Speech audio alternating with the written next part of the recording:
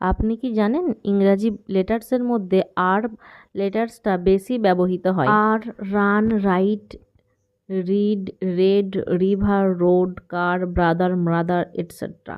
এই ধরনের শব্দগুলো দৈনন্দিন ভাষায় ব্যাপকভাবে ব্যবহৃত হয়, যার ফলে আর বেশি ব্যবহৃত অক্ষরগুলোর উচ্চারণগত দিক থেকেও আর খুব গুরুত্বপূর্ণ। ইংরেজি ভাষায় আর ধ্বনিটি অনেক শব্দে বৈচিত্র্য আনতে সাহায্য করে। এটি অনেক উচ্চারণ রীতির ভেদে ভিন্নভাবে উচ্চারিত হয়। ব্রিটিশ ইংরেজিতে সফট আর, নন রোটিক আমেরিকান ইংরেজিতে শক্ত আর।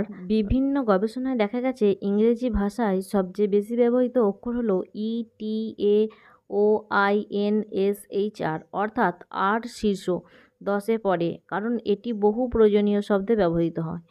আর অনেক roots, prefix, rewrite, restart, suffix, er, worker, runner, driver এগুলো সাধারণত ভার্ব বা নাউন বানাতে কাজে লাগে। আর এত বেশি ব্যবহৃত হয় কারণ এটি বহু সাধারণ, দরকারি এবং বহুমুখী শব্দের অংশ। ভাষাগতভাবে এটি এক ধরনের ব্যাকবোন বা ভিত্তি গঠন করে।